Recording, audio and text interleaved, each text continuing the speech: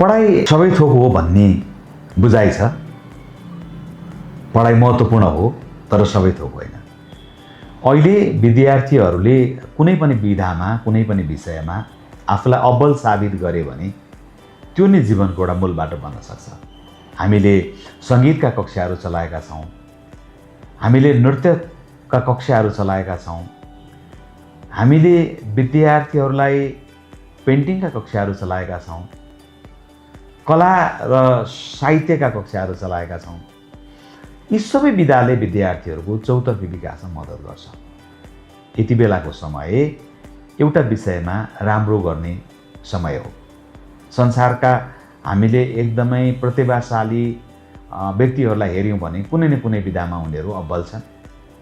अहिले जे गरे पनि हुन्छ, राम्रो चित्र बनाए हुन्छ, राम्रो खेलकुदमा लागे हुन्छ, राम्रो सङ्गीत, राम्रो नृत्य, कुनै पनि विधामा बेस्ट गर्न सक्ने मान्छे नै अगाडि बढ्ने हो। त्यसकारणले रेडियन्ट रिडर्स एकाडेमीले आफ्ना विद्यार्थीहरूलाई कुनै न कुनै विधामा पारङ्गत बनाउने हिसाबले आफ्नो योजनाहरू अगाडि सारेको छ। हामी हाम्रा विद्यार्थीहरूलाई संसारको कुनै पनि कुनामा पुग्दा आफूलाई कमजोर भएको महसुस नहोस् भन्ने हेतु काम गरिरहेका छौँ।